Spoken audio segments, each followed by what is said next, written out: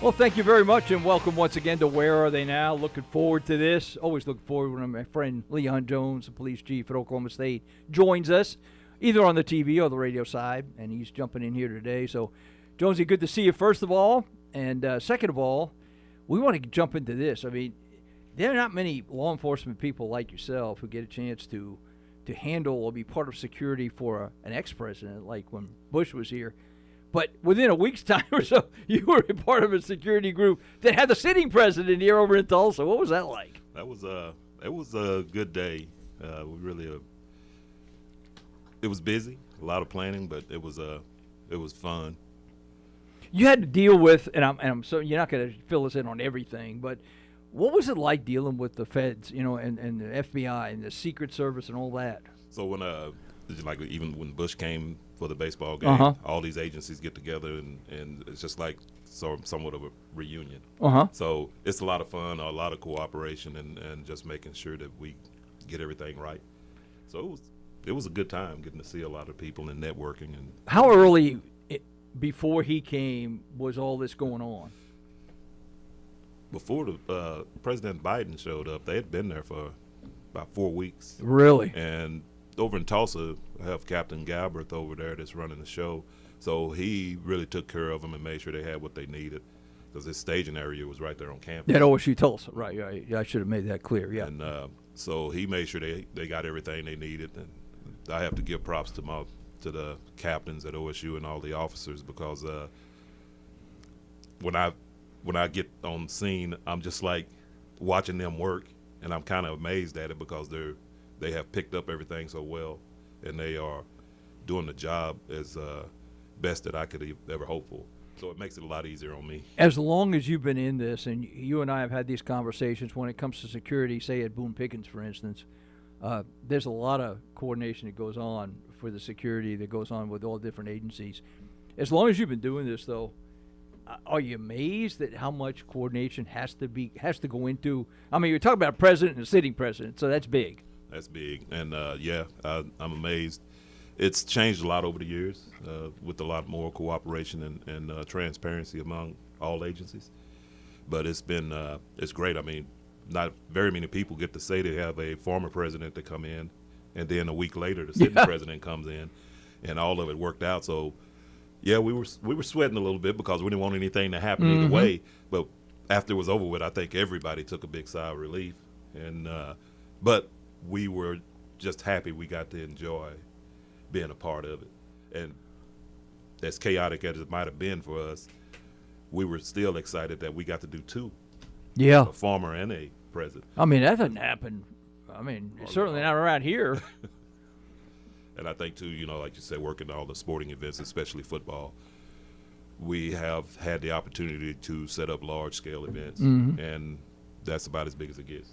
We're going to get into that here in a little bit, too, because, knocking on wood, the pandemic continues to go the other direction, and we're talking about full crowds, and we're back to big crowds in both Boone Pickens and also Gallagher-Iba, so we'll get into that here in a minute. But to go back to the president thing again, and again, you're not going to get specific, but were there any tense moments with either one? Let's start with Bush being here.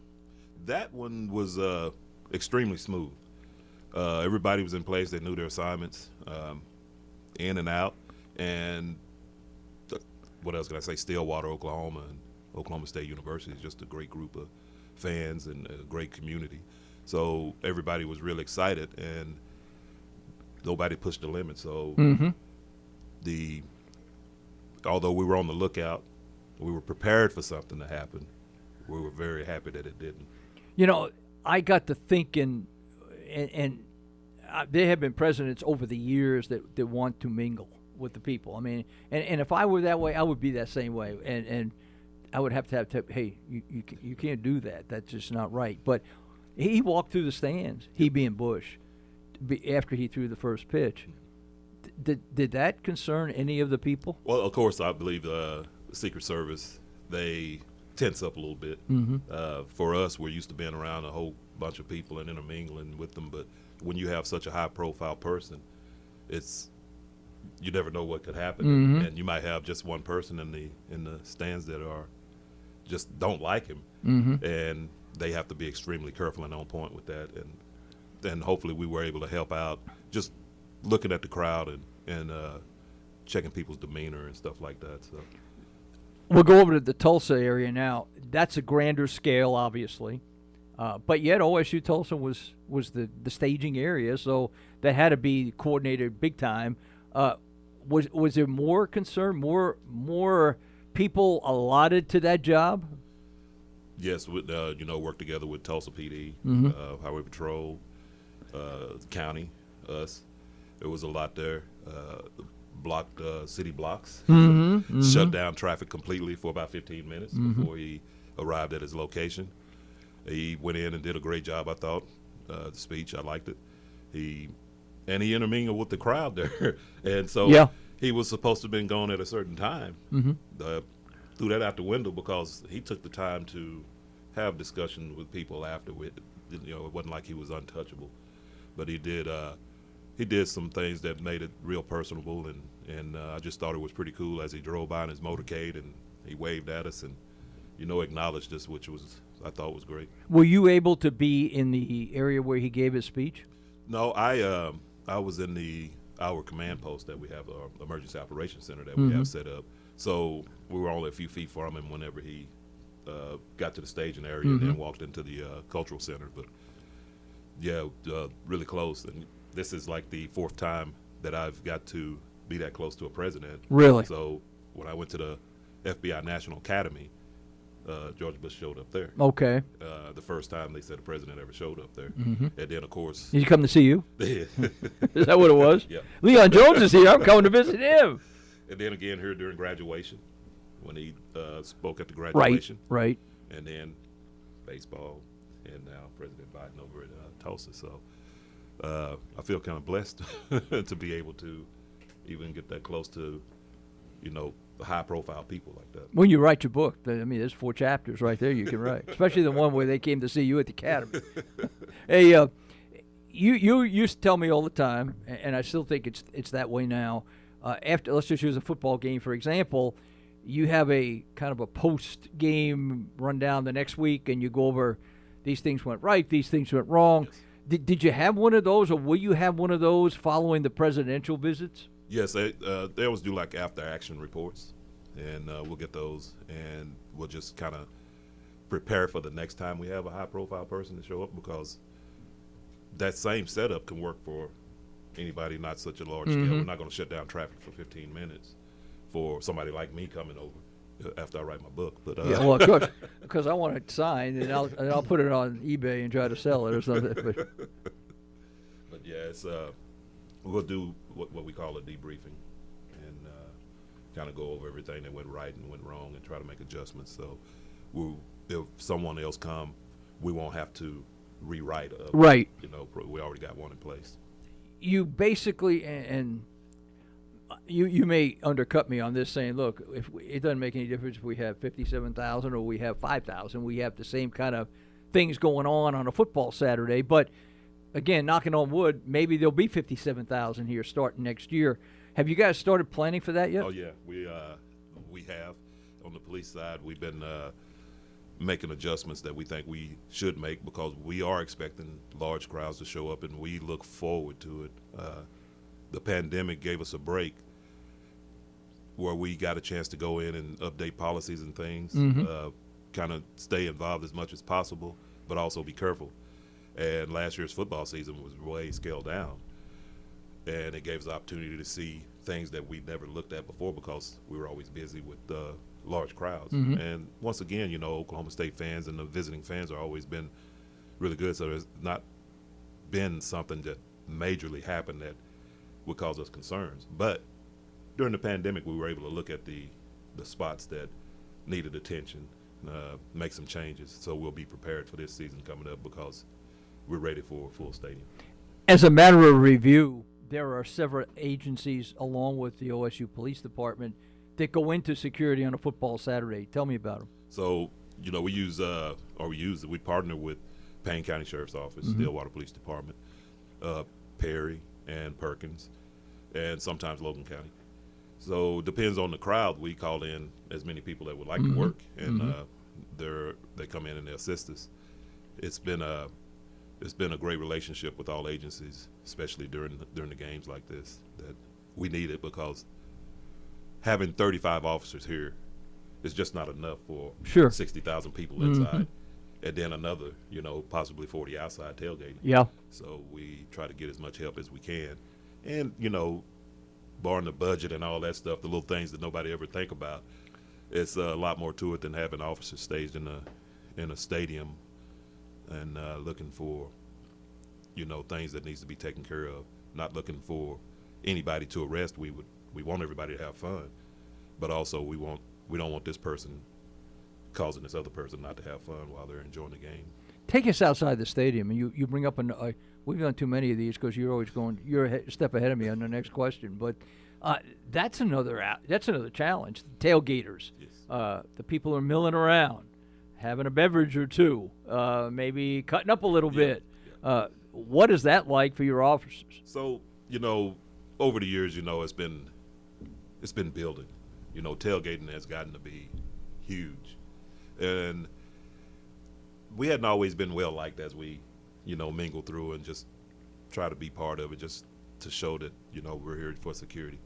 We want everybody to have fun, but unfortunately we have to have the people that we have to contact, and just getting out there more and more and letting them know that we're there. We have a job to do, but we're going to let everybody have fun. We're not going to mess with a bunch of people. We don't have enough people to do it. So it's been working out really well. And like I always told you, people don't like what they don't understand, Sure. or what they don't know. So we give the opportunity to be transparent and just say, hey, look, there's the deal. This is why we're here. We want you to have fun. We want you to enjoy the day. And we want you to go home after it's over with, safe and secure. So that's really why we're there, and that's what we want to provide, that safe environment for everybody so they can have fun. I'll have to admit, when it became obvious and we were going to allow beer and things to be sold, I thought, I don't know why, I just thought immediately that might lead to more cutting up and problems within a stadium or within an arena. But having talked to you on several occasions, that has really not been the case when you look at the number of people you're dealing with. Right, and it really worked out well, because now people don't have to drink fast to go out at halftime and drink fast again to go in. They can go into the stadium, purchase the alcoholic beverage, and sip it while they watch the game. Do the numbers reflect that is not as big a problem as perhaps some of us thought it was going to be? Yes, and I wish I would have brought the numbers. The arrest and issues that we have inside the stadium has dropped, so we were able to really reallocate manpower to deal with the issues outside. And when I say outside the tailgates, a lot of people will go into the game and they'll leave all their stuff out, and not everybody is there to watch a game or tailgate. See a free TV, you take it. Yeah. And so that give us opportunity to keep a closer eye on everybody's stuff. Meanwhile, look for people that's kind of cutting up a little bit too much and create a problem. You're a great friend of the athletic department, even though you have a role obviously as the police chief. But won't it be great to see people back again? Yeah, we're really looking forward to that. It's like I said, it was a good break while it happened, gave us opportunity to tune up some stuff, but we're looking forward to seeing the full stadiums, full arenas, and everybody smiling in back, face-to-face contact, and actually seeing somebody with a smile on their face without the mask. Now, it is what it is. When we had to wear the mask, we wore the mask, and it was good for the time being, but it's going to be good to see people, and hopefully everybody stays careful, and if this thing happened to start ramping back up, we can, go back to the protocols, but I'm hoping that it doesn't. I have to give you credit. I mean, I hate to embarrass anybody here, and certainly you, but I thought you did a hell of a job coaching Katie Cunningham last year. I mean, look he's going to make a lot of money now just because of your coaching. Man, I tell you what, Kate, great dude, just mature, mild-mannered. Leader. He had it all wrapped up in that package, and I was just most of the time just watching in awe. And sometimes I was, even me, I was like starstruck sometimes with some of the stuff that he did on the court, and I just want to stay out of his way and not irritate him at all. But, that's a good coaching philosophy too. I was in that case. Get out of the guy's way. Let him do what he does. Let's not drag him down with any kind of coaching. You, and I know this for a fact, and maybe some of our listeners don't, but Leon, he gets close to these basketball players. He makes the trips with them. He lives with them. He's done that for how many years? You've done that now? Oh man, before you were with chief, football obviously. In '95, Okay. I started traveling with football, and then about 6, almost 7 years ago now, I switched to basketball. Love hanging with Coach Boynton and the crew, and the team, the players. I enjoy them allowing me to be part of that group, and anything I can do to help them succeed is what I'm going to do. And so when I go on those trips, I'm mostly looking out for, there's all kinds of distractions and things that can happen. And if I can get in front of that, I try to. And if they have any issues, I want them to be able to come to me openly first, and maybe we can solve an issue. But it's a family thing too. It's a discipline thing as well. So we don't hide anything. So if something was to come up that needs to be handled, we work with the coaches. I see a closeness with the players and yourself. And again, I'm not trying to embarrass it, but I do see it. And when the players over the years, they make a special effort to come by you and hug you and talk to you and all that. That leads me to this next question, though. And you're not going to get specific, but have you had any issues over the years where maybe somebody got sideways, a player got sideways, and you had to address that in your role as a police chief or in your role as a police officer, but in your role also as a friend of theirs? Have you had that done? Well, when you meet people from all different walks of life in different states, some of the players come in, especially when they don't know how to handle seeing the police chief or a police officer comes in and do a speech. Right. So I get the look sometime, and it's like, it sometimes maybe feel like it's a little skeptical.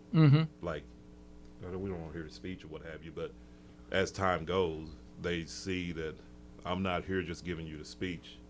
I'm not giving you window dressing. I'm here to help you succeed. I want you to succeed. And I'm giving you the truth on ways to do that. And then I'm also offering our officers and myself personally to say, if you have any questions, feel free to call us at any time. We'll answer the phone. If something's going down that you feel is not right, then let us know. And that's always been a big deal for us. If everyone's going to get treated with respect, no matter what happens.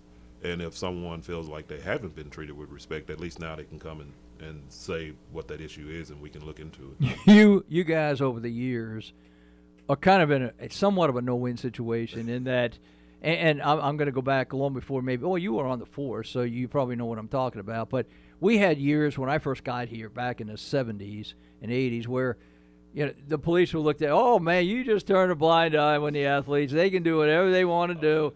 And then it came full circle maybe where you guys are getting too hard on these athletes. So you've kind of been on both ends of that spectrum, haven't you? Yes. And trying to find the balance. Yeah. Because, once again, what people don't know, they make their own stories about it. Sure. So transparency is really good about it. And so we may stop a person, he could be an athlete or not. And what they do is not an arrestable offense, but this person over here don't know it. Yeah, right. And so they'll say, well, they didn't arrest him because he was an athlete. Well, no, we have to explain. That's not an arrestable offense. Oh, we issued him a citation. Or this is why we didn't issue a citation. So it was just trying to find that medium to say, we are doing what we are supposed to do by state law. We got procedures and everything that we have to follow. And they do give us discretion on how we handle things. But we're not going to leave you in the dark anymore and not tell you, and we want you to understand why we're here. I've been in that situation before. Without going into that, without bringing up a bad memory. Last thing, we start the summer session already. I guess it started Monday, right? Is that right? Summer semester? Yes. All right, so you're in the summertime now. Your message would be what for students and people? We have less people on campus. Yes. But does that lead to more temptations along the way? for the students and the faculty and staff there on campus, I think everybody's really excited about getting back to full-time, full speed, still having to wear masks in class and things like that. Sometimes the emptiness of campus drawing an element of people that are there to violate the law. Steal, do things like that. So it doesn't really shut down for us as much. I figured we would enjoy the summer break or getting prepared for the new semester, but it really hadn't slowed down. It's just everybody is, finally glad that most of the things have been lifted and they can get back in the swing of things. And so we've been pretty busy. One incident's too much, but where do we stand as Oklahoma State, as a group? Low side of incidences, high side, average? Where are we when you start adding up comparable campuses? I think we're on the low side. Okay. Like I said, we got a great student body and faculty and staff and just the community in general. And since everything has been happening, more people want to know more about what the police do, and we're not afraid to say it. We're getting a little bit more support. And like you said earlier, I'm big on community policing. I can talk to a person, but if I have to make an arrest, I still make an arrest. But I don't have to be a jerk when I'm doing it. So I still have a job to do. I still got officer safety I have to look out for. And my job now is make sure all the officers and staff at the department get what they need to succeed and to do their job. So it's a different era for us for sure. Navigating through the people that don't like you versus the people that love you, but it's a good balance, and it's definitely great when you have the support from everybody around. It keeps people rejuvenated, and so they're happy to come in and do the job. And the last thing, do I have to treat you with more respect now since I'm an honorary member of the police department? We made Tom an honorary police officer today. He's part of the department, and just don't be going out there wearing that shape. They're trying to pull people over. You get in trouble with that. Pardon me. So, but yes, that was just a show of appreciation for your support all the years. Well, we've had a good time doing it, huh? Definitely. And you and I go back a long ways. A long way. Golly, even more than radio. You do this so well. I'm just going to let you do it from now on. I'm going to schedule you next time, and I'll be gone. You just tell me how it went. You and Levi can put it together. Hey, like always, I appreciate you having me on the show. It's always a great opportunity to explain and talk and let everybody know what's going on. So we really do appreciate that. Well, we appreciate you coming in as well, and we'll have you back maybe before we start the fall semester and see if there's any changes in what's going on and what you're doing there. But always love you, man. Love you too, brother. Okay. That is Leon Jones, police chief here at Oklahoma State. Always like having him on.